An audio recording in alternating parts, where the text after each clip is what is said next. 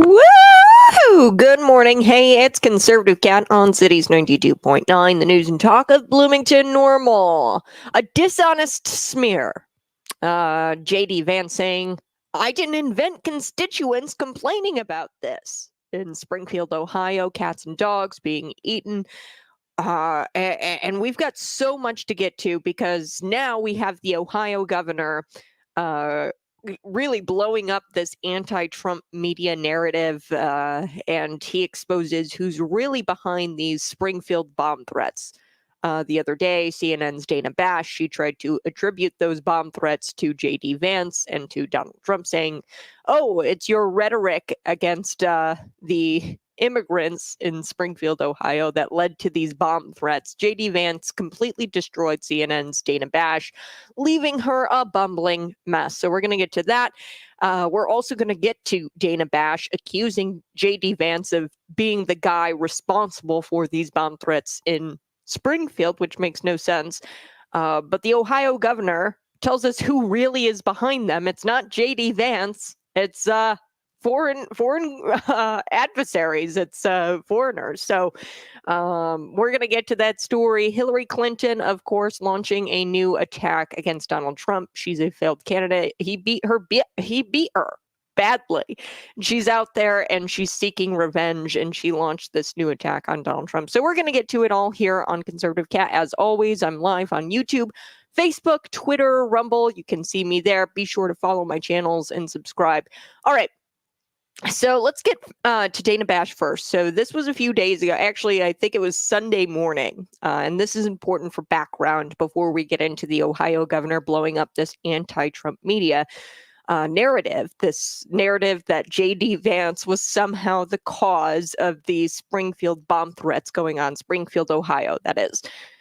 So she says, quote, I don't want to get into, I don't really, frankly, I don't want to go down this conversation about policy. So Dana Bash says out loud with her mouth, congratulations, Dana Bash, for uttering what may be the dumbest thing ever uttered by a journalismer. I don't call them journalists because journalist is a term of professionalism.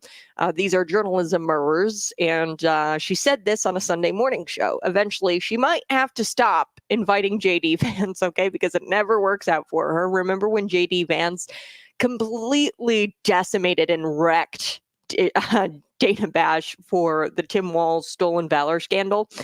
He cited guests who were on CNN, by the way, that contradicted the Democrat talking points Dana was trying to push about the Tim Walz stolen valor, the talking point being Tammy Duckworth repeated this, that Republicans hate military members and veterans, and how dare they talk about Tim Walz's service in such a negative way. And they tried resurrecting, of course, Tammy Duckworth did, resurrecting that suckers and losers comment that Donald Trump made. Allegedly made, which has been debunked. John Bolton, who is an adversary of Donald Trump, does not like Donald Trump, came out and said, hey, he didn't say that military members were suckers and losers. That's a hoax, like the Russia hoax, like the fine people hoax, fine people on both sides hoax, the bloodbath hoax, the dictator hoax. The list goes on. But yes, the host of a Sunday morning news show, a news show that is supposed to inform the electorate, she said out loud with her mouth that she did not want to talk about policy. That's Dana Bash. And instead, she had talking points. She probably had them right there in her lap on her little notepad that were written by a Democrat strategist, and she had to attack JD Vance. That's just what she had to do. That's what they're tasked with. And we're going to get to that here in just a little bit. Hillary Clinton said out loud with her mouth, she goes, I don't know why the press can't be consistent in their coverage of Donald Trump and paint him as a dictator. Okay, we're going to get to that. She is the boss of the press, okay? And they have their Democrat strategist talking points that they're supposed to get out there. So talking about policy, talking about what the American people are struggling with, that's not on their agenda. Okay, so let's play this clip. I want to get to it. This was, of course, on Sunday morning, but this is background for the Ohio governor because he completely dismantles this anti-Trump narrative, this anti-JD Vance narrative, saying that they were responsible for the bomb threats in Springfield, Ohio. Let's take a listen. Here we go. And to protect them. Kamala Harris opened the border, and now these people are suffering. That's what I'm focused on, Dana. Senator, I have to go through several things that you just said. First of all, the Clark County Sheriff and the Ohio Department of Natural Resources reviewed 11 months of 911 calls. They only identified 2 instances of people alleging Haitians were taking geese out of parks. They found 0 evidence to substantiate those claims. Also, other evidence that you have talked about, even you've retweeted alleged evidence, are unsourced social media videos from a different city, apparently no connection to Haitians. And this is from a conservative activist who offered a $5,000 reward for such things. And then going just backly to the schools and the hospitals and so forth being overwhelmed, nobody is disputing that the town of Springfield, Ohio, needs help. But you're not just a bystander, you're the senator from Ohio. So instead of saying things that are wrong and actually causing the hospitals, the schools, the government buildings to be evacuated because of bomb threats, because of the cats and dogs thing, why not actually be constructive in helping to better integrate them into the community? Because there are a lot of employers there who say that the Haitian workers are helping fill jobs that they need desperately filled. Dana, first of all, let me just respond to a couple of things that you said, but I want to start with something you said, which I think is frankly disgusting and is more appropriate for a Democratic propagandist than it is for an American journalist. There is nothing that I have said that has led to threats against these hospitals. These hospitals, the bomb threats and so forth, it's disgusting. The violence is disgusting. We condemn it. We condemn all violence. Senator, this happened after you and President Trump were on the debate stage, said that cats and dogs were being eaten. You asked a question, Dana, and I'm going to go ahead and answer it. What we have said is that this town has suffered terribly under the policies of Kamala Harris. Now, you just accused me of inciting violence against the community when all that I've done is surface the complaints of my constituents, people who are suffering because of Kamala Harris's policies. Are we not allowed to talk about these problems because some psychopaths are threatening violence? We can condemn the violence on the one hand, but also talk about the terrible consequences of Kamala Harris's open border on the other hand. Now, let me just fact check a couple of other things that you said, Dana, because it's important. You said that all of these migrants are in the country legally. They're in the country through what's called temporary protective status. Right. That is when Kamala Harris waved a magic amnesty wand, taking people and giving them legal status. That is not to say that they're here legally. That is a terrible indictment of her amnesty policies that have further opened the border and further caused terrible migration into this country. You might not agree with the policy, and obviously you don't, which is totally fair and legitimate. There are policy disagreements all the time, but the fact is it is the law because President Biden and Vice President Harris are. But I don't want to frankly go down this conversation about policy, Dana, because you made a point. Of course, she doesn't want to go down the convert and discuss policy. Of course, she doesn't want to do that. So it was so bad. You've got, JD Vance out here, and you've got these journalismers jumping, and Senator Dick Durbin, actually from Illinois, jumping, and they're lying about what JD Vance says here.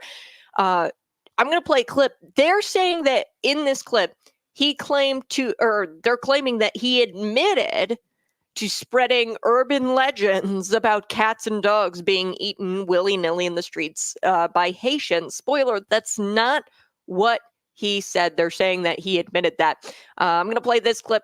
Folks, this is so important because we are going to get to the Ohio governor dismantling, how Dana Bash said in that clip that JD Vance was the reason why there were these bomb threats against this hospital, and that there were I think we're going to get to it, 33 bomb threats. This is not at all what I mean. That's JD Vance was not responsible for that at all, and the Ohio governor will tell you that in just a minute. But let's get to this clip. Senator Dick Durbin, journalismers everywhere, they're jumping and they're saying that JD Vance admitted to lying about cats and dogs being eaten in Springfield, Ohio. Take a listen. Here we go to what he actually said. He didn't admit that he lied about it. Here we go. You just said that you're creating the story. What's that, Dana? You just said that this is a story that you created. So the eating dogs and cats thing is not. We are creating. Dana, it comes from firsthand accounts from my constituents. I say that we're creating a story, meaning we're creating the American media focusing on it. I didn't create 20,000 illegal migrants coming into Springfield thanks to Kamala Harris's policies. Her policies did that, but yes, we created the actual focus that allowed the American media to talk about this story and the suffering caused by Kamala Harris's policies. You just said that you're creating the story. Creating the story. That's obviously not what he meant. He meant, oh, we're exposing the story and we have created this story for you guys to cover by repeating it on a debate stage because you refused to cover it actually in Springfield, Ohio before the debate stage, before Donald Trump brought it up on the debate stage, because it was happening prior to Donald Trump taking the debate stage. He just repeated what constituents were telling him. Okay, so I want to get to, Dick Durbin, he repeated this lie and said, quote, on Twitter, on X, JD Vance admitted to creating stories for attention about Haitian immigrants, which is not what he said at all in that clip. He said, we created, as in we exposed what was going on and we repeated what our constituents told us about people eating cats and dogs there. And he says, these lies are dangerous and have no place in our politics. Come on, Dick. All right. It's important to listen to this full interview. I'm not going to play all of the interview. You can guess the talking points as you're watching the interview that Dana Bash is ready to repeat from Democrat strategist who probably and most likely and did give her. One is that, this single bureaucrat, the city manager from this city in Springfield, Ohio, right? He, debunked the pet story that people were eating pets. Another is because some crazy person called in bomb threats in Springfield, Ohio. It's JD Vance's fault somehow because he and Donald Trump pointed out that people were eating pets in Springfield, Ohio, and repeated the concerns of their constituents. And somehow it's JD Vance's fault that those bomb threats happened in Springfield because he repeated that story and repeated the concerns. Keep in mind, these are the same people who will tell you Donald Trump almost getting assassinated for the second time is his fault too. Okay, that makes no sense. It makes no sense that they're blaming JD Vance for some nut jobs waging bomb threats against hospitals and schools and things like that. So because this is CNN, the issue is not the issue of Americans struggling. The issue is the words being used by Republicans to illustrate the Americans struggling under Harris Biden and how Harris Biden is responsible. They take issue with the words JD Vance's use. And really, it's not JD Vance's words. It's your words. It's the constituents' words. In this case, dropping 20,000 illegals on a city of only 60,000 people, you can't say overwhelm, because when you say overwhelm, that's a no-no word per CNN, and you're going to cause bomb threats. So this was explosive. JD Vance is why I'm not upset there's not going to be another presidential debate. Not that the debates matter very much because they're all rigged anyway, via the affidavit an ABC producer signed under penalty of perjury. He said, Kamala Harris was fed the questions beforehand. We told Kamala Harris that she wouldn't be fact-checked and that Donald Trump was only going to be fact-checked. This is per an ABC producer who swore that happened. And, the debates don't matter. But I am so excited. I would much rather debate season end with JD Vance having his way with Tim Walz. I cannot wait for that debate. And whatever the moderators, There are, in that debate, they are going to have their arses handed to them. If they're trying to advocate for Kamala Harris, because JD Vance will just shut them down. So I'm not upset there's not going to be another presidential debate. I'm looking forward to a vice presidential debate. All right. When I come back, we have got to go through the Springfield bomb threat hoaxes, because there were over 30 of them. And as you just heard Dana Bash say, she accused JD Vance of being in charge of her, being the reason why those happened. So we're going to get to that here on Conservative Cat. Find me on YouTube, on Facebook, on Rumble. Subscribe to the channel today. We'll be right back.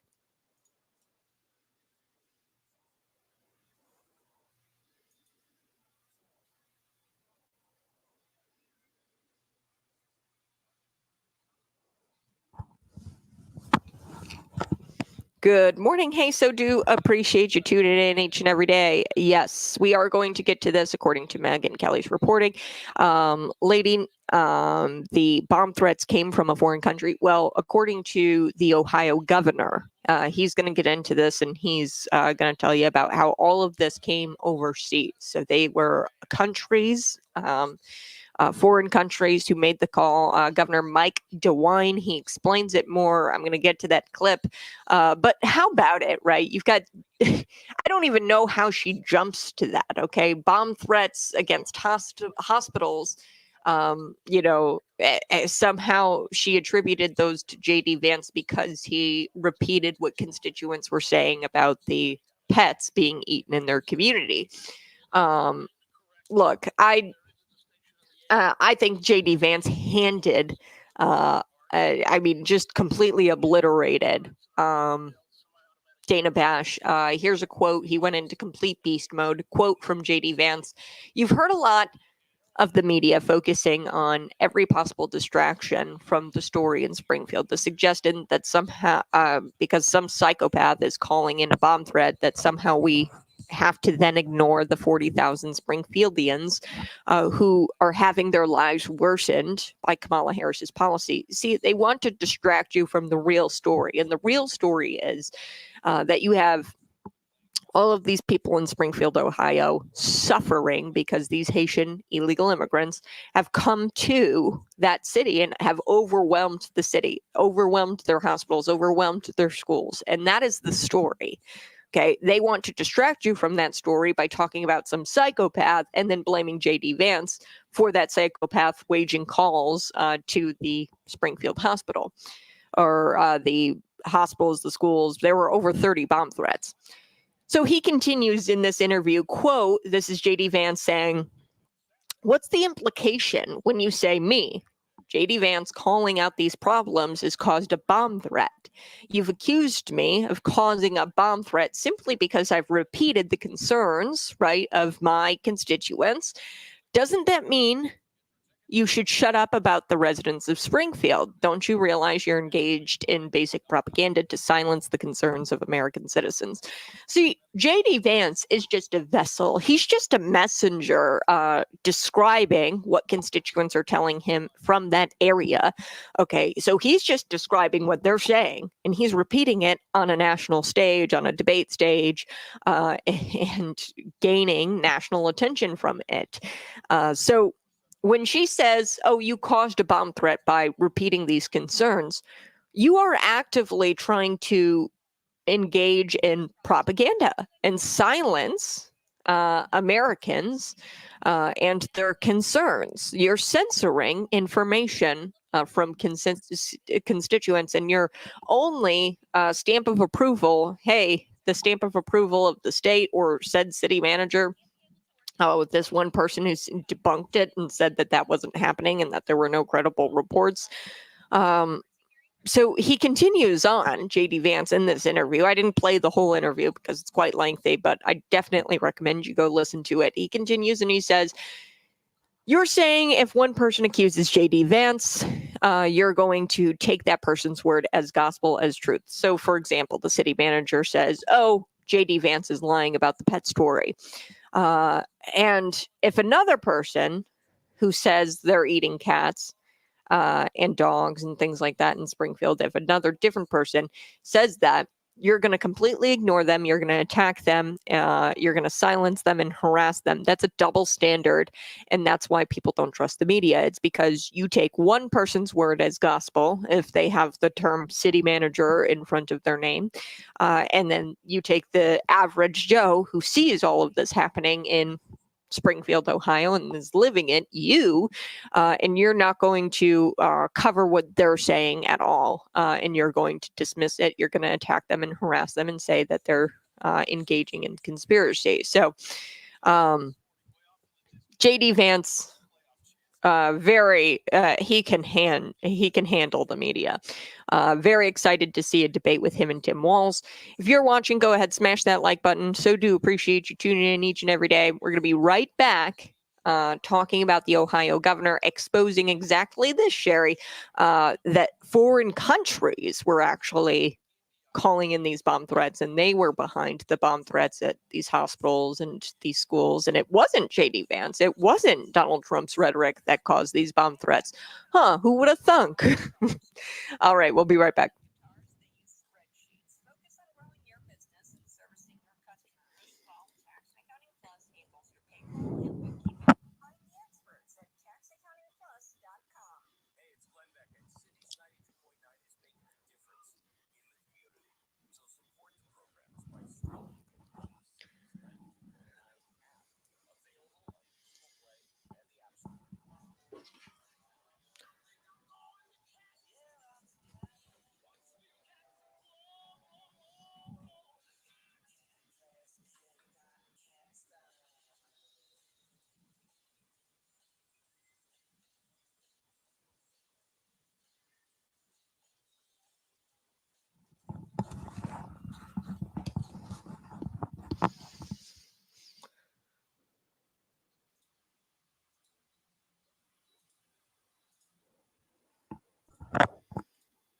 Woohoo! Hey, good morning. It's Conservative Cat on Cities 92.9. I do so appreciate you tuning in each morning, Monday through Friday, 6 a.m. to 8 a.m. It's a daily show.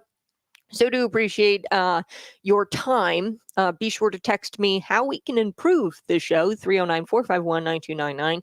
Before we took the break, we were talking about these Springfield bomb hoaxes. And Sherry, she's jumping ahead of me. She's commenting on the YouTube live stream. You can find me there. She says, the bomb threats, didn't they come from foreign countries? Well, yes, they sure did. They came from all overseas. And the Ohio governor, Mike DeWine, he exposes that, and he tells us exactly where these bomb threats came from. And unlike Dana Bash, she gets out there and she says, oh, it's JD Vance who caused the bomb threats with his rhetoric, right? So there were over 30 bomb threat hoax, or 30 bomb threats, and really it's a hoax to say that it was JD Vance's fault. I'm going to share some of JD Vance's statement. Now, this is lengthy, it's long. I'm not going to get into all of it, just the part about really the bomb threats, but I highly recommend you go read it on X. He put it out there a few days ago, shortly after Donald Trump nearly lost his life again. So JD Vance says, Donald Trump nearly lost his life. An armed gunman waited for him in the bushes. He brought a GoPro camera to record it. A Secret Service agent spotted the barrel of the gun through a fence and shot at the gunman. The gunman fled. He was caught, and now we slowly learn about him and his motive. President Donald Trump is my running mate, my friend. But more importantly, he's a father. He's a grandfather to people who love him very much. And I want him to have many more years with his family. And selfishly, I'd like many more with my own family as well, because JD Vance also has a target on his back. Dana Bash did that in saying that he caused bomb threats. Like, who does that? Who accuses somebody of bomb threats just simply because they called out the concerns and repeated the concerns of their constituents, saying, hey, in Springfield, Ohio, they're telling me, my constituents, they're telling me that they're eating pets, they're eating the dogs, they're eating the cats. So I'm going to skip a little bit of this statement here, and I'm going to go on off of JD Vance's statement. And he continues. He says, Here's what we know so far. Kamala Harris has said that democracy is on the line in her race against President Donald Trump, that gunmen agreed, and used that same exact phrase. He had a Kamala Harris bumper sticker on his truck. He was obsessed with Ukraine's fight for democracy and absorbed many unhinged views about the Russia-Ukraine war. His name is Ryan Routh, and he donated 19 times to Democrat causes and 0 times to Republican ones. See, this guy is not a MAGA guy. He's not a Trump supporter by any means. JD Vance continues in his statement. He says, how do you think the Democrats and their media allies would respond if a 19-time Republican donor tried to kill a Democratic official? It's a question that answers itself. For years, Kamala Harris's campaign surrogates have said things like, Trump has to be eliminated. And how have the media allies responded to the second assassination attempt on Donald Trump in as many months? NBC News, he goes in and he lays out the headlines that I've talked about on the show. He says, how have they responded to the second assassination attempt? Well, NBC News calls the attempted assassination a golf club incident. Yes, they called it an incident. The LA Times told us Trump targeted at golf club. They said he was targeted at the golf club. That tells us nothing about how he was almost blown away. USA Today's, their headline is Hope in America. And they published a preposterous letter to the editor arguing that Trump brings these attempted assassinations on themselves. Here's where it gets good. CNN Dana Bash, who yesterday bizarrely accused me of inciting a bomb threat, said today that Harris' campaign rhetoric didn't motivate Routh, even though he echoed their rhetoric explicitly. Explicitly, he said that Trump was a threat to democracy, and that's why he was doing it, right? I mean, he quite literally had a Kamala Harris bumper sticker on his car. Okay, so he goes on and he goes, consider Springfield. Citizens are telling us their problems. These include the undeniable truths of higher car accidents, unaffordable housing, evictions of residents, overcrowded hospitals, overstressed schools, and the rising rates of disease. They have also included the infamous pet stories, which again, multiple people have spoken out about, either on video or to me or to my staff. So these are the concerns of American citizens. These are the concerns of Springfield residents. And he continues, he says, Kamala's first strategy was to ignore these people and their concerns. Yes, she had prevented the deportation of millions of illegal aliens, and some of them made their way to Springfield. But it was a small town with no voice. Some of the local leadership even loved the cheap labor. They loved the cheap labor of the Haitian immigrants. So the suffering thousands of American citizens went ignored.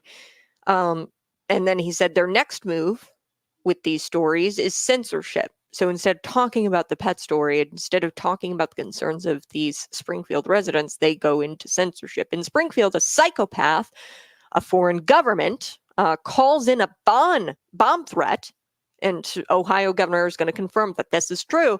The foreign governments, the people overseas were calling in these bomb threats. JD Vance had no correlation to these bomb threats at all. So they blame Donald Trump and me. A foreign government calls in these bomb threats, and they blame Donald Trump and me, JD Vance. The threat of violence is disgraceful, of course, yet the media seems to relish in it. They cover a bomb threat, but they don't cover the rise in murders. They cover the threat, but not the HIV uptick. They cover the bomb threats, not the schools being overwhelmed with new kids who don't speak English. They cover the bomb threat, not the rising insurance rates or car accidents that caused them, or that is going on because of the Haitian illegal immigrants. They cover the bomb threat, not the failures of Kamala Harris's leadership. So they cover this bomb threat, and it's to be a distraction, and then they shape it in a way to blame JD Vance for these bomb threats. So the statement goes on. It's a long statement. I highly recommend you go out there and read it. Now, back to the bomb threats. I want to cover this because it's very important that you know what actually happened. So what actually happened there was people overseas called in these bomb threats. We've seen this in the Democrats in the media playbook. Conservatives, they'll speak out about an issue that is adversely affecting Americans. Acknowledging the issue would adversely affect the progressive agenda, of course, if you call out, hey, Haitian illegal immigrants are eating the cats and the dogs of people. That's going to adversely affect the progressive agenda and their progressive narrative. So the rhetoric conservatives use is to blame. And then there's some sort of alleged threat, some sort of bomb threat in this case. And the rhetoric is blamed and used by the media and the Democrats to bully Americans into shutting up. Hey, this bomb threat only happened because JD Vance called this concern out.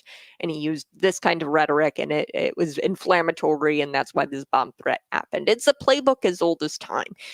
So last week, it was JD Vance's rhetoric about the chaos caused by the Harris Biden regime, dropping tens of thousands of illegals on a small Ohio town. And this hilarious cat memes came from it, of course, came with it.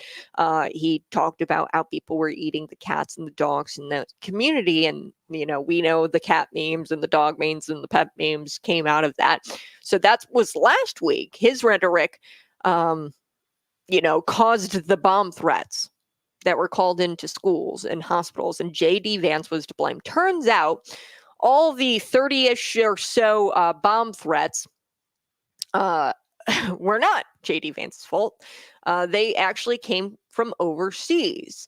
So please allow the Ohio governor, I want to play this clip. This is Mike DeWine. He's going to explain more of how these bomb threats actually came to be. And this is proof that Dana Bash went out there and lied about whose fault it was, the bomb threats. Obviously wasn't the rhetoric of JD Vance. Let's take a listen. Here we go. At least 33 separate bomb threats, each one of which has been responded to, and each one of whom has been found as a hoax. So 33 threats, 33 hoax.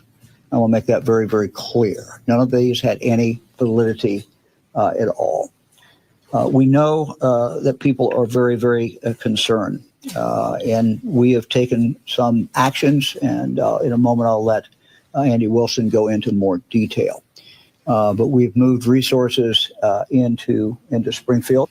So I want to say to the parents in Springfield, these hoaxes, these threats have all been hoaxes. None of them have panned out. We have people, unfortunately, overseas who are taking these actions. Some of them are coming from one particular country. We think that this is, one more opportunity to mess with the United States, and they're continuing to do that. Huh. I mean, I'll go ahead and say it. Perhaps the American media is collaborating with foreign entities, and they're working with each other to create narratives that disparage JD Vance and Donald Trump. I'll go ahead and say it. Perhaps this was planned all along. This country, which he doesn't name, by the way, very interesting. They placed all of these fake phone calls, these bomb threats, right? These hoaxes, as the Ohio governor here says. He says these are hoaxes, and he says they're messing with the United States. Perhaps the media collaborated, worked with these foreign governments and foreign countries to cook up a story and cook up and create a story. See what I did there? She said JD Vance was creating stories about pets being eaten in Springfield, Ohio.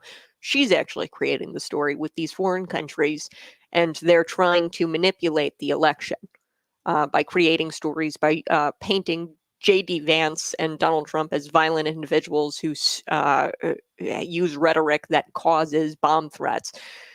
And as he said, they're not credible. None of these are credible. And when we reached Dana Bash for comment, she had nothing to say. Just kidding. We didn't reach out to Dana Bash for comment. But if she was reached out for comment, I bet she would have nothing to say. In fairness to CNN, not everyone is on their network is completely useless. I really like this guy, Scott Jennings, on CNN. I watch CNN, so you don't have to.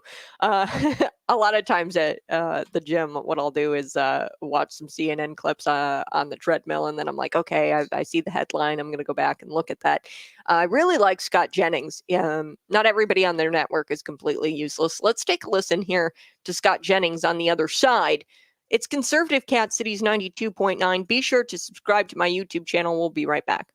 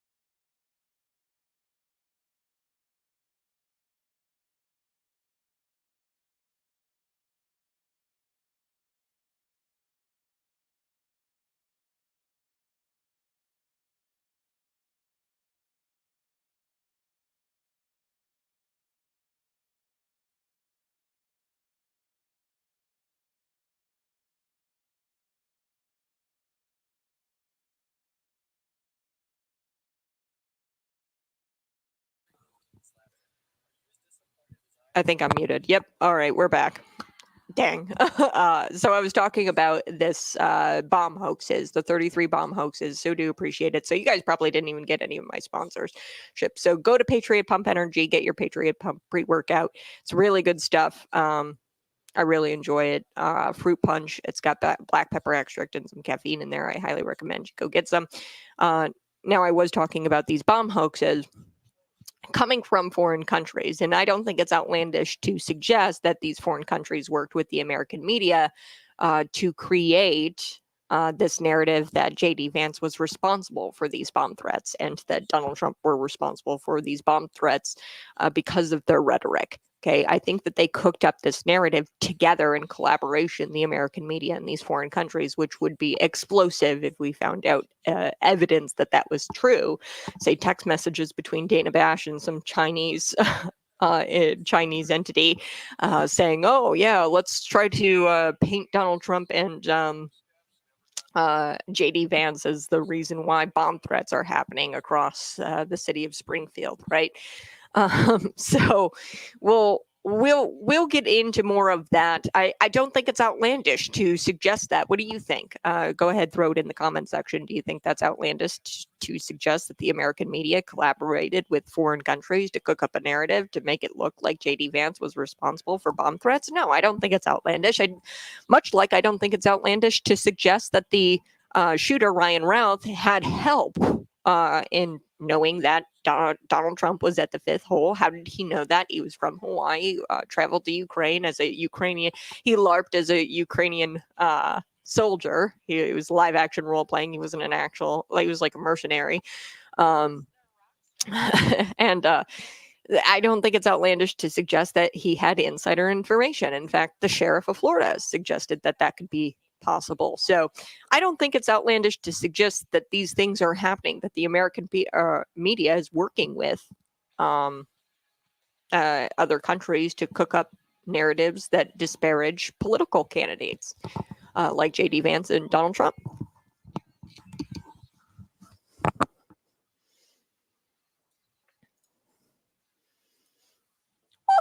Hey, it's Conservative Cat on Cities 92.9. I so do appreciate you tuning in each and every day. Before we took the break, I was telling you about CNN.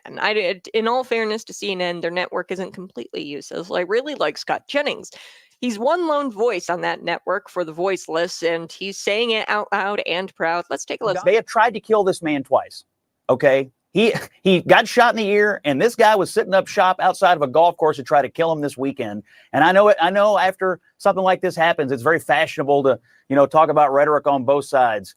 Donald Trump is the target, okay? He's the current target, and it's happening, and it's happened again.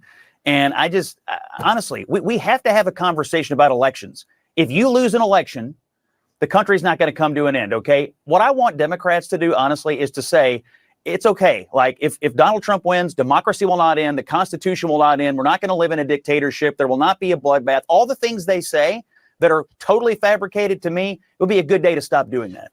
The most important thing that could possibly happen, in my opinion, is for everybody to agree, especially Democrats, that the country is not going to be irreparably damaged if Democrats lose, that our Constitution is not going to go away. Democracy is not going to come to an end. There will be no bloodbath. There will be no dictatorship on day one, which they all say all day long on this network and others. I love Scott Jennings. I do. The media is never going to give this up. They're never going to give up their favorite hoaxes. The hoaxes of very fine people on both sides. The bloodbath hoax. The Joe Biden is the best he's ever been. He's sharp as a tack, that guy. As per usual, it's up to us to make sure that the truth gets spread far and wide. Up to us, i.e., Cities 92.9. We can't do what we do here. We can't uncover the truth and share it to the masses without your help. So share the content, go to our website, give us a follow on social media. It really helps us get out there so we can spread this information far and wide. And also, let's not let these Democrat and media hoaxes shut us up. Really, honestly, continue. Send us your tips. I know there's plenty of Chicago residents who listen to this program that have shared with me what's going on in Chicago. I haven't heard the pet stories in Chicago. I have heard that people urinate publicly all over the parks and on people's yards or in their yard. I've seen Ring doorbell camera footage. I've covered that. And shared that video out where there was an immigrant, Venezuelan immigrant, quite literally urinating publicly on this woman's yard. And they're stealing packages. There's also young children selling food in Chicago out of like carts, clearly a violation of one, child labor, two, it's not good for the public health. We don't know what kind of food they're selling. Maybe it's cats and dogs. I don't know. But no, seriously, if you have tips, if you see something, say something, send them our way. You can always contact me. Find my information on cities929.com. I've got to take a quick break, but you're listening to Conservative Cat. We'll be right back.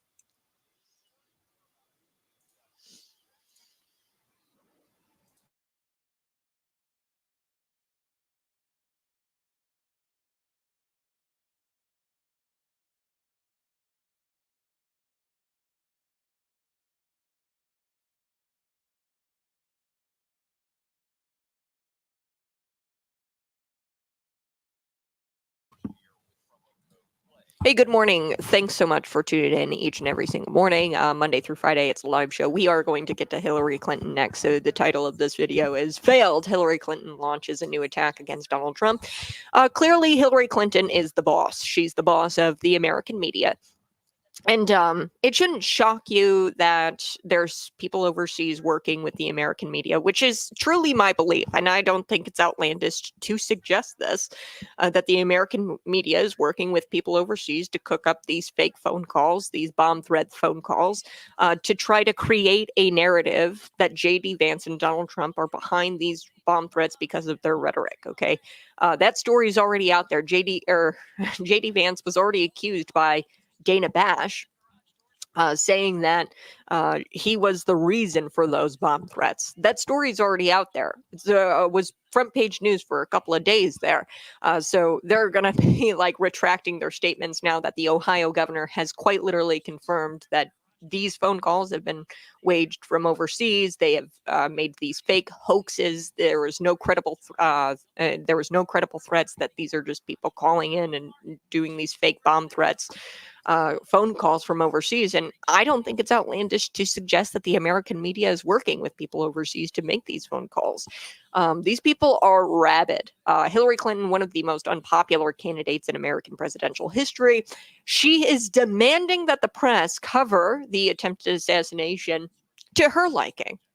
Who is she? She must be very bold. I mean, like, think about this. A candidate goes out there and says, the press needs to cover it this way. Now, you have President Donald Trump on the other side who says, the press is the enemy of the people and things like that. He's, said fake news, media, fake news. He's never come out and suggested what they should report on. Okay. Like he's never demanded that they bend the knee and report on him favorably. He's just asking that they report the truth. Right. Quite literally, we have Hillary Clinton saying, hey, don't cover the assassination attempt. Cover the fact that he's a dictator, which he's not, by the way. How do I know that? Because we had 4 years of Donald Trump and he wasn't a dictator. I mean, quite obvious. But there's a lot to take away from this clip that I'm going to play here. It was like 48 hours after Trump's head was almost blown off, again, 2.0. And the left couldn't be more eager for us to forget about it. And the left jumped on every network that they tried to paint him as a dictator still 48 hours after this attempted assassination.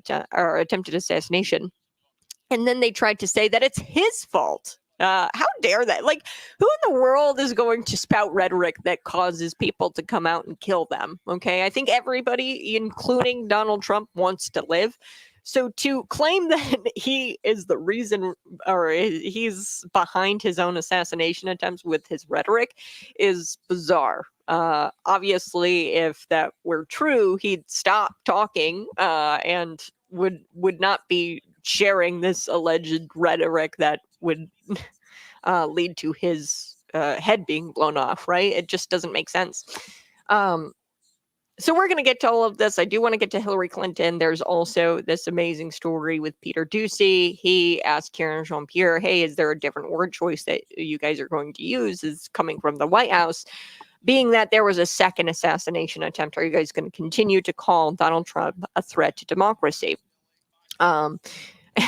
So he lets Caroline Jean-Pierre, our favorite affirmative action pick, have it.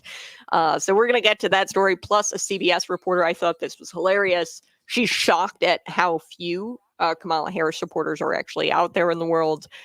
So we're going to get to that as well. You're listening to Conservative Cat. Smash that like button. Share this out with your friends. And also buy yourself some Patriot Pump. This is a pre-workout. It's got black pepper extract, keeps you focused all day long. A very mild amount of caffeine, 150 milligrams. And there's no additives. There's no food coloring either. So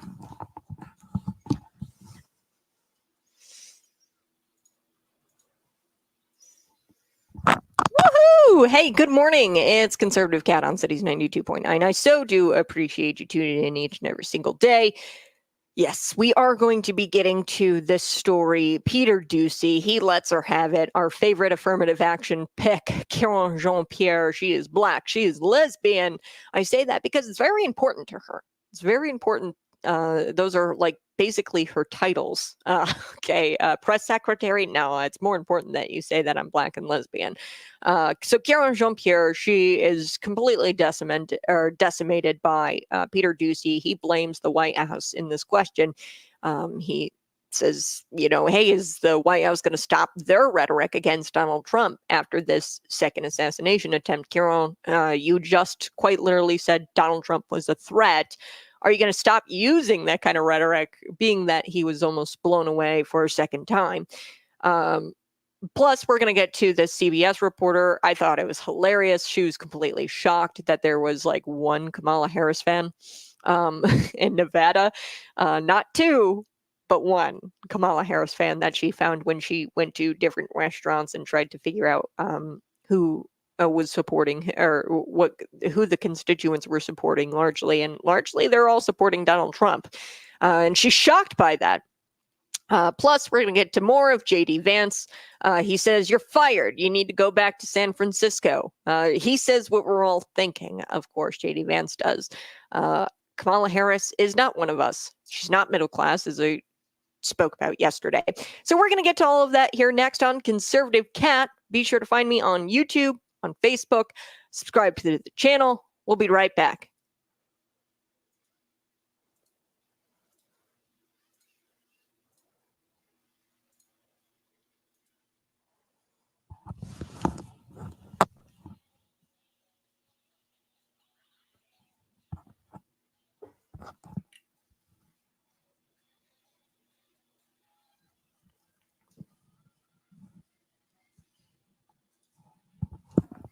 Hey, good morning. So do appreciate you tuning in each and every single day. Go ahead and subscribe to my YouTube channel.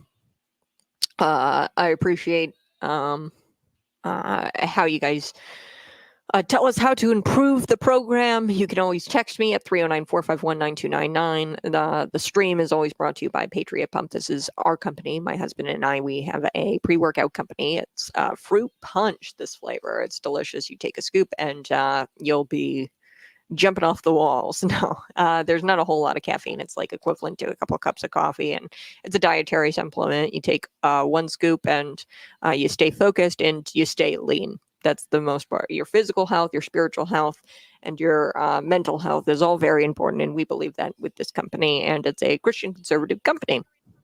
All right, so I want to get to some of your comments.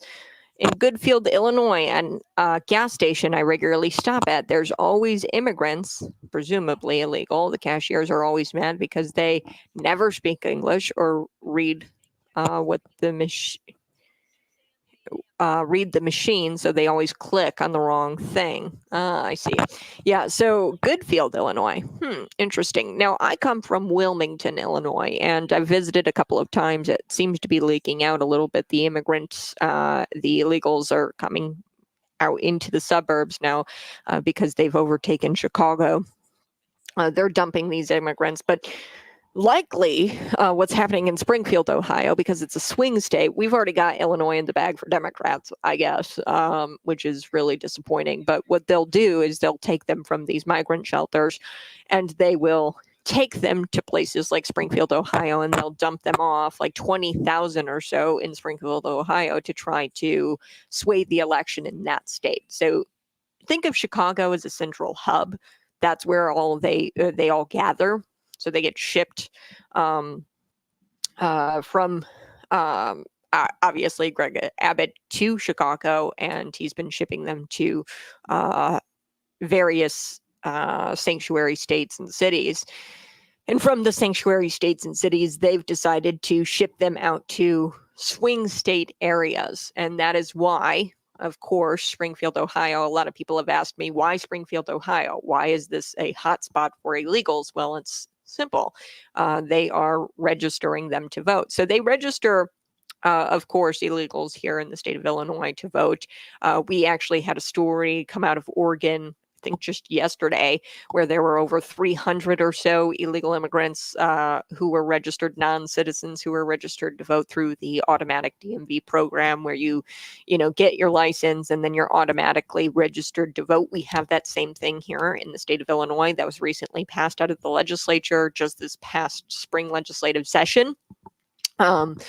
Where there's not even like a front end process. So it used to be you'd be automatically registered and you'd have to check a box when you go to the DMV that says, no, I don't want to be automatically registered, right? Now they got rid of all of that here in the state of Illinois. So you're automatically registered and you have to jump through all kinds of hoops to unregister yourself if you go and you apply for a license or get a new driver's license for whatever reason, or if you renew your driver's license, you will automatically be registered to vote, which is ridiculous, because just as much as it is your right to register to vote, it's your right to not register to vote if you don't want to vote in the American election system, which I wouldn't encourage anybody to not this election cycle.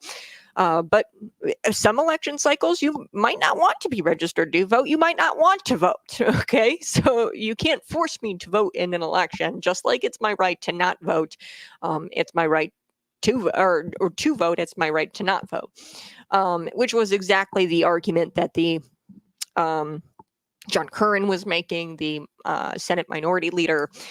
So he made that argument, but also you run the risk of nefarious activity going on, or even like just mistakenly registering these non-citizens to vote when you have processes that automatically register you to vote. So these non-citizens, they go get their driver's license. They're not even aware that they've voted.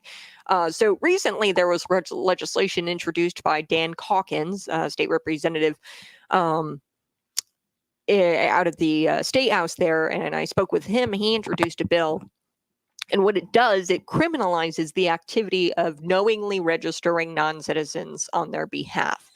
So say I'm a nonprofit organization in one of these migrant shelters in Chicago, and I know they're not a citizen. I've worked with them. I've got them, help through my nonprofit organization to get them health care, to get them a phone. That's what these at the Immigration Project, they help these illegals once they get here with resources like healthcare, like a place to live, like a cell phone, a job even. That's what these nonprofit organizations do.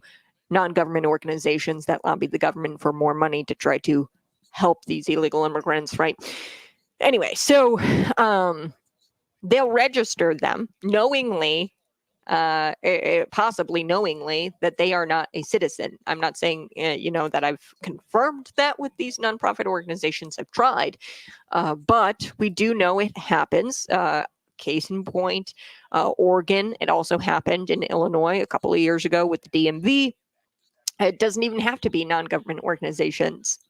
It's our Secretary of State who's unknowingly registering these individuals through things like an automatic registration program, through applying for a driver's license. So it is a big problem, and that's why they're shipping migrants over to Springfield, Ohio, because it's a swing state.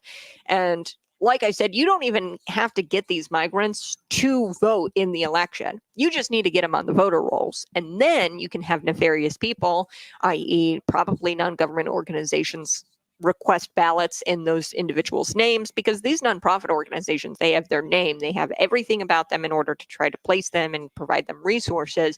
They could easily request a ballot in their name and cast it in for Kamala Harris. Okay, so this is the game. Okay.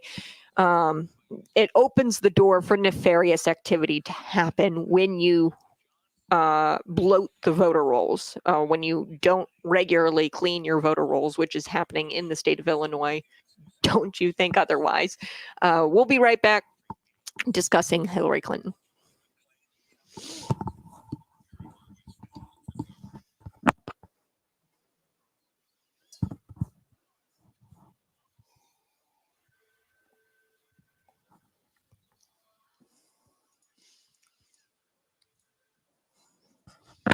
Yeah, good morning. Hey, it's Conservative Cat on Cities 92.9. So do appreciate you tuning in each and every day. It's a daily show, 6 a.m. to 8 a.m. So do appreciate you being here. Text me. Let me know how we can improve the show, 309-451-9299. Now, less than 48 hours, you've got the left. And they couldn't be more eager to get you to forget about the second assassination attempt. But less than 48 hours, you've got Hillary Clinton out there, one of the most unpopular candidates in American presidential history. She's a failed presidential candidate. Donald Trump beat her, by the way, badly. So Hillary Clinton, she's demanding that the press cover this event, this attempted assassination, to her liking. Which is bizarre to me because you've got Donald Trump out there. He'll call the media fake news and everything like that. But what's shocking to me is that you have Hillary Clinton out loud saying with her mouth, hey, media, I want you to cover it this way. Donald Trump has never done that. Now, he says that they hate him and that they cover him negatively, which is just factual at this point because I can pull up the facts. They cover Donald Trump 90% negatively. And on the other side, they cover Kamala Harris 90% positively. Okay, this has been done. Research has been done to prove that that's happening. Hillary Clinton gets out there and calls on the media to continue to call Donald Trump a dictator. Quite wild. Let's take a listen to this clip. This was just 48 hours after an AK-47 was pointed at him while he was golfing. Here we go. He's still being taught, especially by the media, that the more offensive he is, the more he can dominate the media space entirely. And I feel like you've been a good diagnoser of that, not only from when you were up against him, but from when others have done so. Do you have an antidote for that or a way that people can talk themselves out of taking that bait? I think that's really a critical question. And I think there's a couple of things going on here. You mentioned the press, and sadly, the press is still not able to cover Trump the way that they should. They careen from one outrage to the next. What was outrageous 3 days ago is no longer on the front pages, even though it threatens the physical safety of so many people, particularly, as you point out, immigrants that he and Vance have decided to demonize. And I don't understand why it's so difficult for the press to have a consistent narrative about how dangerous Trump is. The late, great journalist, Harry Evans, one time said that, journalists should, really try to achieve objectivity. And by that, he said, I mean, they should cover the object. Well, the object in this case is Donald Trump. His demagoguery, his danger to our country and the world, and stick with it. They were merciless about what they saw as President Biden's, problems in the debate and calling for him to withdraw. I believe Donald Trump has disqualified himself over and over and over again to be a presidential candidate, let alone a president. The second thing, though, is that part of what Trump is counting on is for people to get desensitized. I mean, oh my gosh, did you hear what he said yesterday? Did you hear who he attacked? Did you hear the viciousness? And it just like with a shrug, okay, fine, we're moving on. Well, Americans need to understand that they have to take Trump both seriously and literally. He has said what he wants to do. He and his allies with Project 2025, his desire to be a dictator, at least on day one, all of that is in the public record. And I believe that more Americans have to be, willing to endure what frankly is discomforting and to some extent kind of painful, to take him at his word and to be outraged by what he represents. And then finally, the hopeful side of this is that I do think more and more Americans are, rejecting the kind of chaos that he represents. We can't go back. That's what the Harris campaign says all the time. We're not going back. We're not going back to, what he failed to do to protect American lives during COVID. We're not going back. More deaths under the Biden regime than there were under Donald Trump, by the way, COVID deaths. But here we go. To the, romance with dictators that puts, innocent lives at risk. And two wars going on. Donald Trump under his reign as president, no wars, 0 wars. So, okay. America's security in danger. We can't go back and give this very dangerous man another chance to do harm to our country and the world. Harm to the country and the world. Yeah, that makes a ton of sense. Not.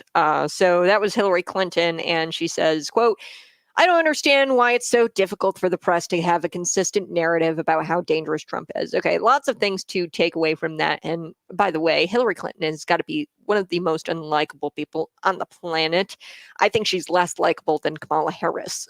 So a lot of things to take away. First, the press is undoubtedly negative towards Trump, so much so that you would think that they're running PR for the Democratic Party. Okay, they are a PR firm for the Democrat Party. The media, they have a consistent narrative because they couldn't have a more consistent narrative if their careers depended on it. They are consistently saying Donald Trump is a threat to democracy. The only network that does not say that is Fox News. And that's the only network that has not claimed that Donald Trump will end democracy as we know it, which, by the way, we're not a democracy. We're a constitutional republic. We have a democratic process in which Kamala Harris bypassed when she was installed as the nominee. So it's not a matter of opinion. It's factually true that the press has covered Trump unfavorably, 90% actually. 90% unfavorable to Trump, while the opposite is true for Kamala Harris. They cover her 90% favorably. That's factual. And how do they compile that? Headlines and language in their stories. So this is factually accurate. It's factually accurate to say that the mainstream is unfavorable to Donald Trump. Secondly, she's got some nerve claiming that the Democrats are all in it for the safety of illegal immigrants, as open borders harm every illegal resident or every legal resident, every American in this country. So, she says, oh, Dems are all in it for the safety of immigrants. Open borders harm every legal resident in the country. And they say, oh, we want to protect the world. We want to protect the nation. Open borders de facto destroys any kind of protection of the American people. Okay, why do you put locks on your door? Why do you have a door to your house? It is to protect you. They've got some nerve claiming that they're for Americans when they have open borders. And like I said, these people, it's so hard to tell with them because they say the immigrant and illegal immigrant, they use that interchangeably because it's unclear if they're talking about actual immigrants, people who are just trying to escape bad economies and actually go through a legal process, or if they're talking about MS-13. Okay, so we don't really know what they're talking about because they use the term immigrant and illegal immigrant interchangeably. At this point, I don't think they use the term illegal immigrant. They've just made every foreigner an immigrant, and they say that they're legal. So I think she intentionally remains ambiguous here with the immigrants. She mentions the immigrants. She intentionally remains ambiguous. She's also mad that the media pretended to act shocked when reporting on Biden's debate performance. This is hilarious. She acts like she's mad about that. Come on. I know, you know that I know that they know that Biden is senile. They knew that from the beginning. Hillary Clinton knows that. And the media and top Democrats like her committed a coup and in fact lie. She's lying when she didn't say she knows she uninstalled she pretty much uninstalled, because I believe that Joe Biden did not actually win the 2020 election. She uninstalled Joe Biden as president because they needed to put Kamala Harris in there because he was 10 steps behind Donald Trump. They knew that he wasn't going to win, and almost like a light switch, they told the media to act shocked about Joe Biden's debate performance to try to get him out of the race. So they all know that he was senile. It was the media and top Democrats like her who committed this coup. And the fact that she lies like that, like she was shocked that the media had covered Joe Biden's debate performance like they did, it's very telling. This woman will, oh gosh, she's just so creepy. She's got some nerve claiming she knows what Americans need, because she is the most out of touch politician probably in American history. The last thing they need is a louder narrative that Donald Trump is literally Hitler. It's divisive. It's destructive. You're going to wind up getting Donald Trump killed, and that does no good for anybody. So Hillary Clinton is not getting it. She doesn't get you. She doesn't get me. Part of the reason why Trump is so popular is because of the constant narrative, by the way, the fear-mongering. It's comical, and she demands that they double down on it. The whole reason why he's more popular is because the media has, people are saying now, I'm voting for the guy they're trying to kill. People are waking up to this. The constant narrative, the fear-mongering, the divisiveness, the inflammatory rhetoric that democracy will end as we know it if Trump is elected. People are catching on, and they're realizing that the media is lying to them and trying to divide us. And she claims that Trump said that what he intended to do, and that he intends to be a dictator on day one. That is not true. That is a hoax. I think maybe he said something sarcastically, and they took it as fact that he said, "Oh, I want to be dictator day one." Why does the same not serve true to Kamala? She wants to ban fracking. She said that in 2019, but the media is acting as if she holds the same immigration policy as Donald Trump. They say, "Oh, he intends to be a dictator day one because he said so." And I think he said it sarcastically. I'd have to pull up the clip, but he said it sarcastically and as a joke because they say that he's a dictator. And they're not doing the same thing. Kamala Harris said that she wants to ban fracking. So why don't they hold her feet to the fire? She also says that Americans are rejecting the chaos that Trump represents, but they're the only ones who are causing this chaos. Okay, they're the ones who are funding the wars that are never ending. They're the ones that have open borders. They're the ones destroying the economy. They're the ones destroying the middle class. Lastly, I do want to make this point. The world has never been closer to nuclear Armageddon, and that happened under Kamala Harris and Joe Biden, not Trump. Okay. I think she says it. Hold on. Speaking of dictators, the Justice Department and the State Department have taken another. Okay, so she talks about, in this interview with Rachel Maddow, the doomsday clock stays at 90 seconds to midnight. This was a quote from Hillary Clinton, and she says that, obviously, she's saying that there's going to be, I guess, some sort of doomsday as soon as Donald Trump is elected, which is just ridiculous. We have not been closer to a nuclear fallout or a nuclear Armageddon than ever. Under the Kamala Harris Biden regime. The fact that she's making things up and pretending she cares about what's best for the American people is so infuriating. It's so disingenuous. And I would have loved to seen the ABC moderators ask Donald Trump and ask Kamala Harris what they're going to do about Epstein's client list, because I'd love to see Epstein's client list, and I'd love to hear about what's going to happen to those people who were on his list.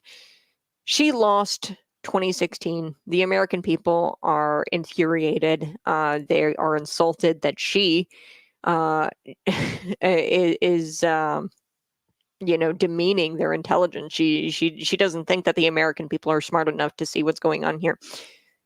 I didn't think it was possible to despise someone as much as I despise Hillary Clinton. I didn't think it was possible. And then she opened her mouth, and then I'm like, nope, yep, I despise this woman. I can't stand this woman, Hillary Clinton. All right, I do have to take a quick break. Peter Doocy, he lets Karine Jean-Pierre have it. He completely destroys Karine Jean-Pierre when he asks the question about the White House using rhetoric after the second assassination attempt, like quite literally just a few days after he almost had his head blown off again. They say he's a threat. The White House, Karine Jean-Pierre said he was a threat to democracy, which is just insane. We're going to get to that here next. Peter Doocy, be sure to find me on YouTube, on Facebook. We'll be right back.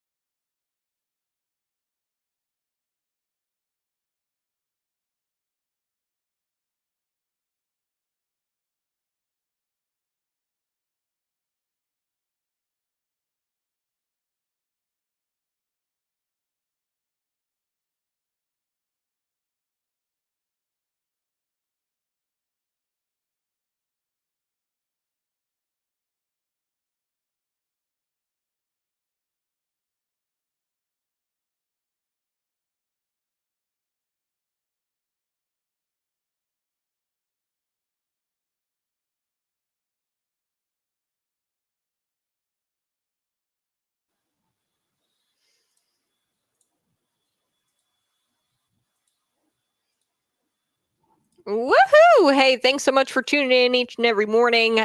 We've got so much to get to here in the 7 o'clock hour. First, I want to get Ducey letting Kieran Jean-Pierre, our favorite affirmative action pick, have it. He blames in the question, he starts to blame the White House for their rhetoric for the second Trump assassination attempt. So he suggests that in his question, and Kamala Harris, Kieran Jean-Pierre, a different affirmative action pick, she is peeved off at the question. So we're going to get to that. They also found in Nevada that Kamala Harris has very few fans. Hint, less than two. Less than two. She only has one fan in Nevada, according to a CBS reporter who's shocked that there's only one Kamala Harris fan. So we're going to get to all of that here on Conservative Cat. Let's take a listen to this clip. Here's Peter Ducey, our favorite affirmative action pick, our DEI pick. Kieran Jean-Pierre is not having the best day. She raged out at Peter Ducey for asking if the selected officials like herself will tone down the rhetoric as they blast Donald Trump as literally Hitler. He just asked her, hey, are you going to tone down your rhetoric, Kieran? And this is what she had to say. 2 days since somebody allegedly tried to kill Donald Trump again. And you're here at the podium in the White House briefing room calling him a threat. How many more assassination attempts on Donald Trump until the president and the vice president and you pick a different word to describe Trump other than threat? Peter, if anything from this administration, I actually completely disagree with the premise of your question, the question that you're asking. It is also incredibly dangerous in the way that you're asking it, because American people are watching. And to say that from an administration who has consistently condemned political violence, from an administration where the president called the former president and was grateful that he was okay, from an administration who has called out January 6th, called out the attack of Paul Pelosi, called out and said we need to lower the temperature after the Butler incident. And now for you to make that kind of comment in your question, because your question involved a comment and a statement. And, it is, that is also incredibly dangerous. Okay, so she danced around the question, as she always does, and it's unclear what it will take for them to stop calling Donald Trump literally Hitler. And this rhetoric, to stop the rhetoric that nearly has gotten Trump killed twice. But it's clear that the spokesperson for the most powerful person in the world does not plan on toning down her rhetoric anytime soon, because she called Donald Trump a threat just a couple of days, 48 hours since Trump was shot at a second time. So the response from the left is to double down and continue to call him a threat when his life is being threatened. So if it were, and like she brought up the Paul Pelosi thing, which is just outrageous to me. Like, so sad that happened to Paul Pelosi. I'm not, but there are a lot of weird things that happened with that story. Guy was in his underwear. I don't know if the guy broke in or not. I think he was let in. There's a lot of funky things that happened with that story. So to bring that up, and you know why she did it. She brought it up in conjunction with the January 6th thing. She's trying to paint right-wingers as extremists. But here's the thing. I haven't heard of any right-wingers going after Joe Biden or Kamala Harris and trying to assassinate them. Okay. The only deranged people who are going after presidents is those on the left who quite literally parrot or repeat the words and the rhetoric of the corporate media and Democrats.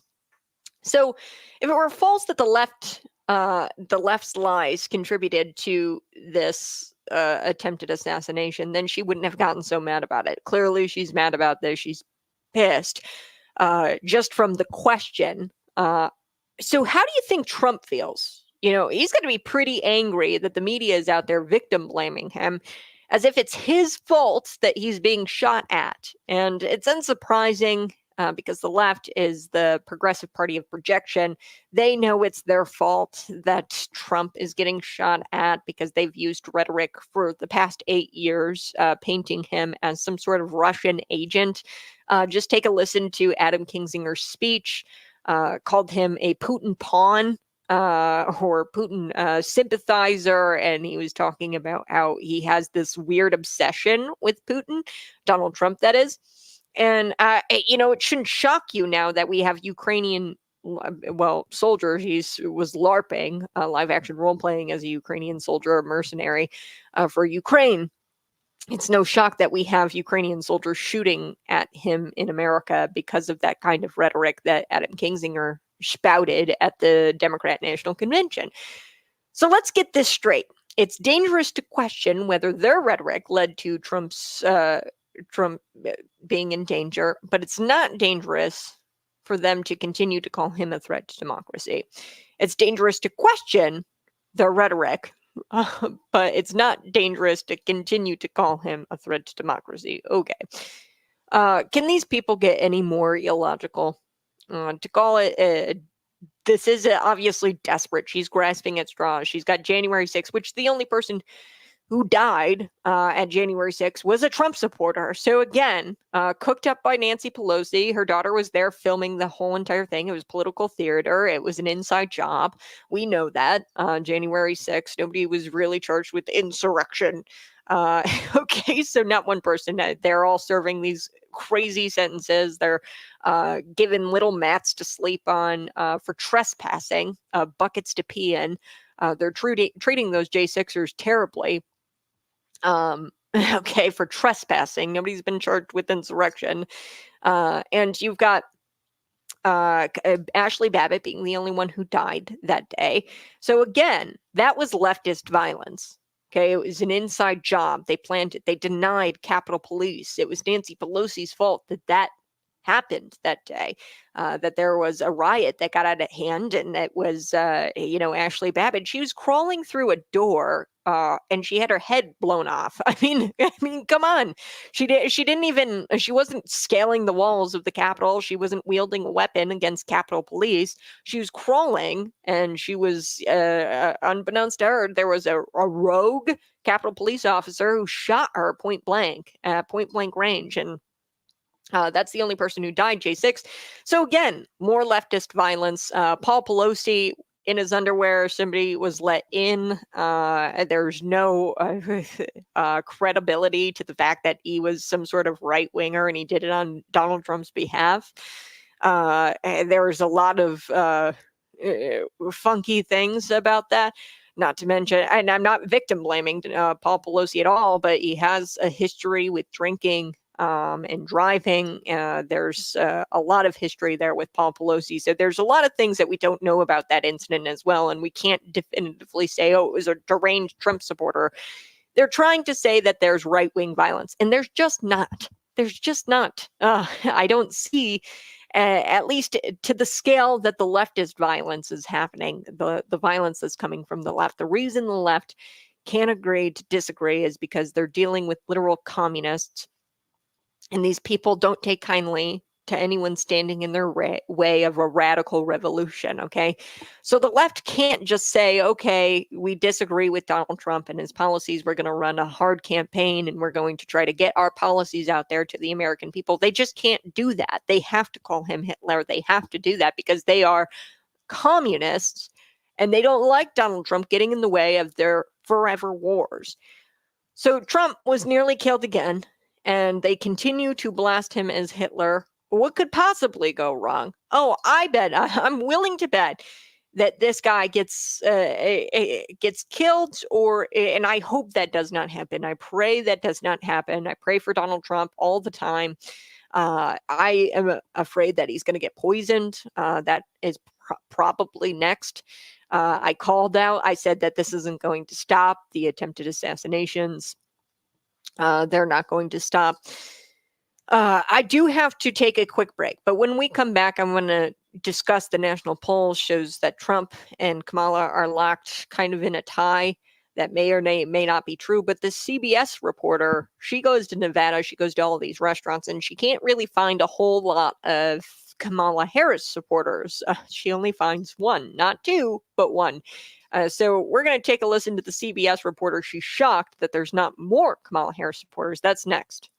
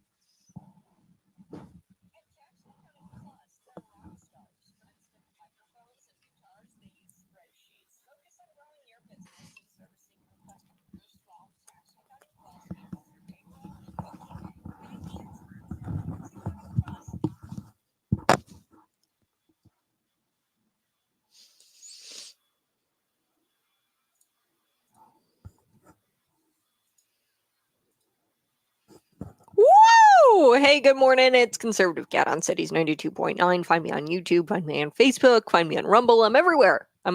Just subscribe today. Yes. So Caroline Jean-Pierre, before we took the break, I was telling you a little bit about her response to Peter Doocy.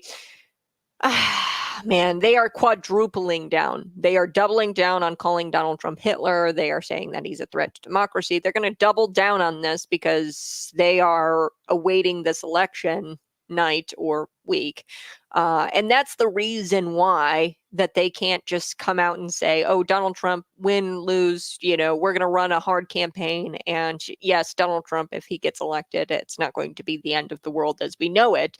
They can't come out and say that because there's an election coming. Okay. And they are literally communists and they can't be denied their radical revolution. They want to change they actually want to change the world.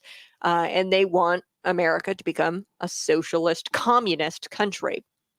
I say this all of the time. It's not normal that we have a vice presidential pick on the Kamala Harris ticket, Tim Walz, traveling to China over 30 times. He wanted his wedding anniversary date to be on the date of the Tiananmen Square massacre.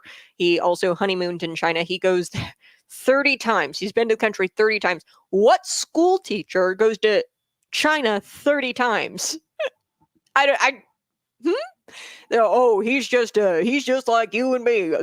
He's a hard-working American and he wears camo and he goes hunting and he's a cheesehead just like me from the Midwest.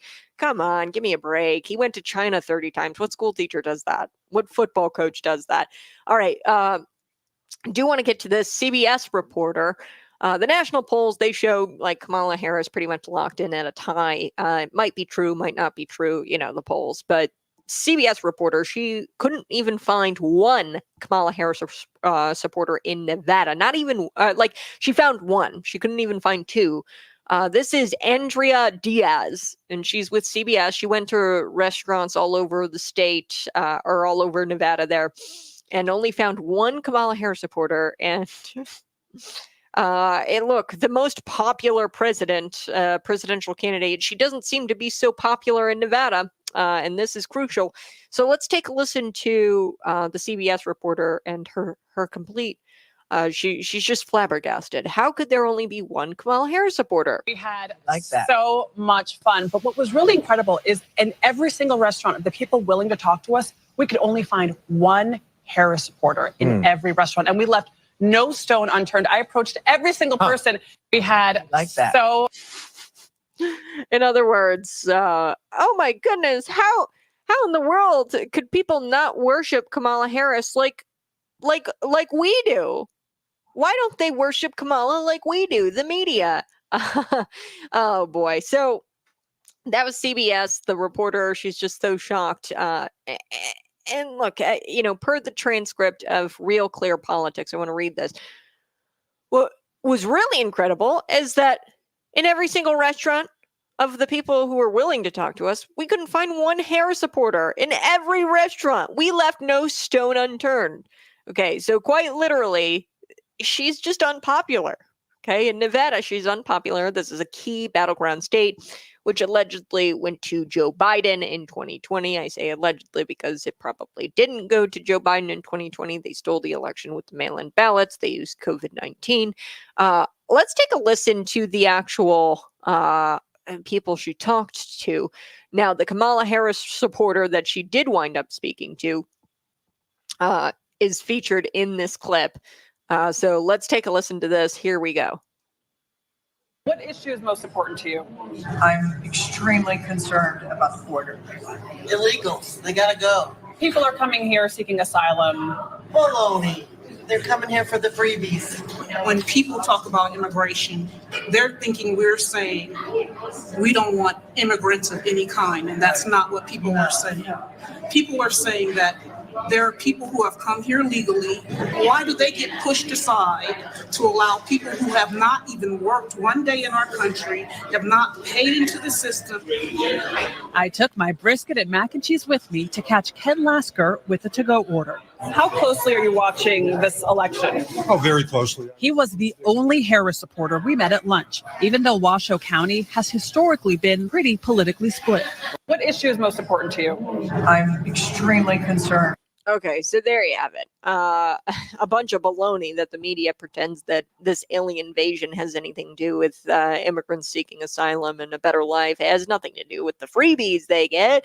How insulting is it that this reporter tries to really just mock their intelligence, these American people who clearly understand that this is not about asylum. This is not about, and I've said this multiple times. Asylum, there's a very specific definition for this. Okay. You can't go from Spain or from Venezuela or from Haiti, travel to Mexico. And this is how they're doing it. They're going to Mexico and then they're traveling across that border via, cartel members, human traffickers, $3,000 a head.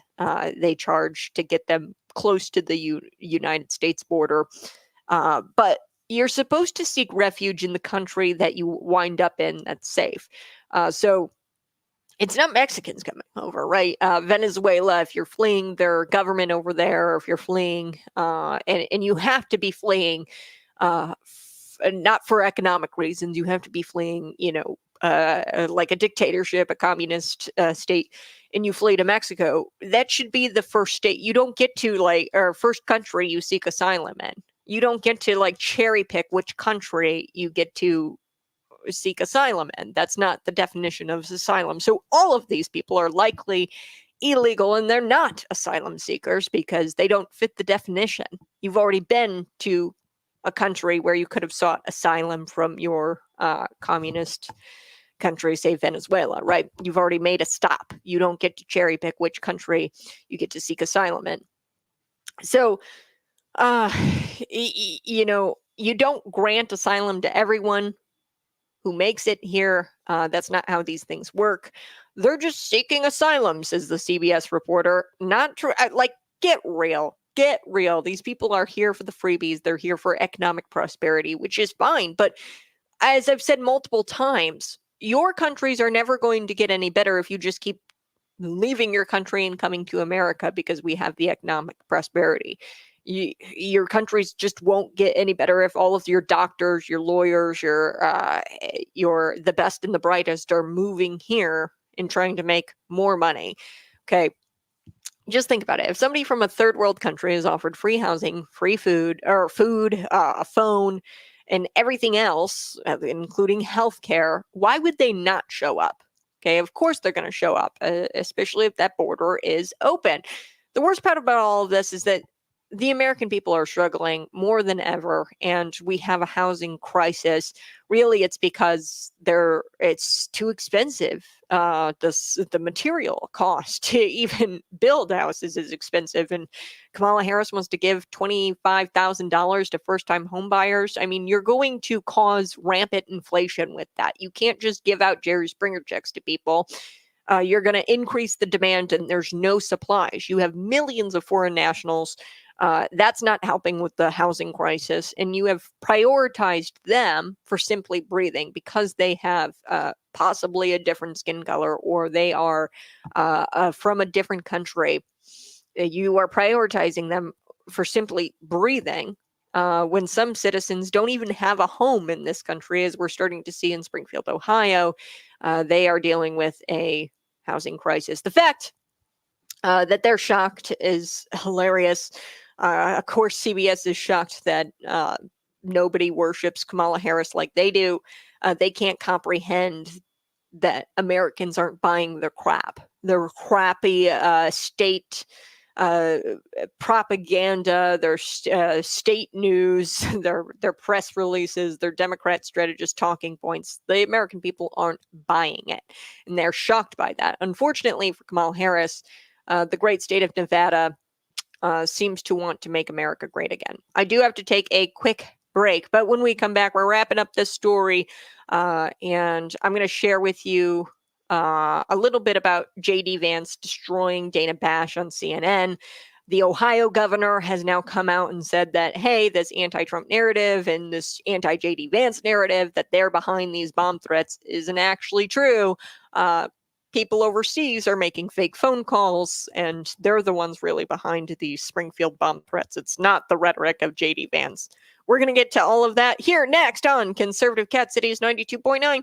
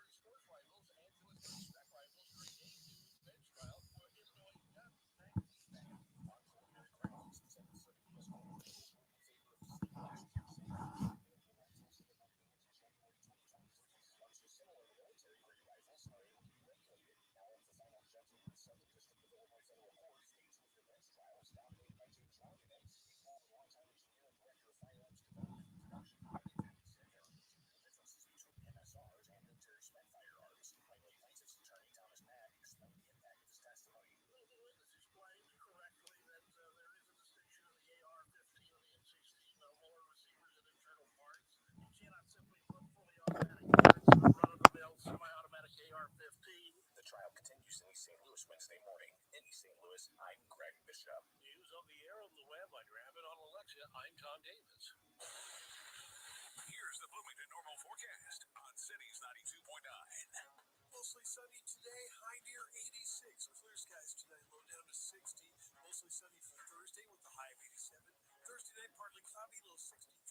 Friday, mostly sunny with the high of 88. Saturday, sunny and high 85. You're never more than 20 minutes away from the latest Central Illinois weather forecast, guaranteed.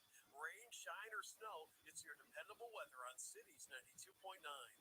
This is Kathy Michael, McLean County Clerk, with a reminder that the presidential election is November 5th. We believe this election might be the largest turnout ever. Don't miss out on your right to vote due to illness or bad weather on election day. You can vote by mail or vote early. Early voting begins September 26th. We are mandating this election to mail all registered voters a vote-by-mail application, not a ballot, but an application to request your ballot. If you want to vote from the privacy of your home, our vote-by-mail process in McLean County is safe and secure, with never even a hint of voter fraud. And we have a new system where you can track your ballot to make sure it has arrived at our office. This entire vote-by-mail process is handled by Democratic and Republican election judges and open to the media to help with your inspection. Just Google McLean County Clerk for all your election information. The Living Alternatives Pregnancy Resource Center's annual fundraising celebration will be on Thursday, September 19th at the Doubletree Hotel in Bloomington. This year's speaker will be Matt Gibbett, former lead singer of Sanctus Real. He'll share how he chose life for his son, who was diagnosed with a congenital heart defect, and how God led him to step away from Sanctus Real to focus on his family. It'll be an evening that'll touch your heart and leave you blessed. To register, go to bnprcevents.org. Saving money on your next outdoor project at Menards. Menards has the best in-stock selection of AC2 pressure-treated lumber. Our huge inventory of decking, fencing, lumber, and timbers are all easy to load in our drive-through lumber yard. Plus, you can get free estimates fast with our fence and deck design programs in-store or online at Menards.com. Don't forget to check out our weekly flyer for all the great deals happening now. Save big money at Menards. Cities 92.9 Sports. That dim light this morning, way off in the distance, that would be the Cubs' playoff chances. They lose to Oakland 4-3 at Wrigley last night. Ian Happ tried to rally the Cubs back with a home run in the ninth, but it wasn't enough. White Sox lose for the first time in 4 games to LA 5-0. They dropped to 36 and 116, and the Cardinals beat the Pirates 3-1. With the national spotlight now shining on their woeful offensive line, the Bears will take on the Colts in Indy on Sunday, and they're going to need to run it. Indy's run defense is terrible, and that's the only way you're going to get Caleb Williams to win that game. I'm Chris Murphy, Cities 92.9 Sports.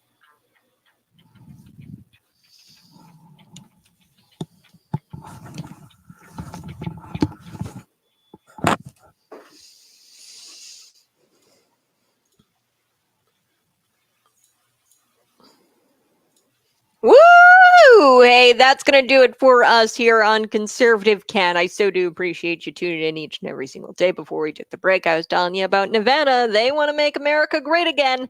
And there's too many competent voters out there, and they want to vote in their best interest. So word of advice to the CBS reporter in CBS: don't insult Nevada and their intelligence ever again next time you visit. All right, bye-bye. Love you guys. You have a great rest of your day, and be sure to subscribe to that YouTube channel.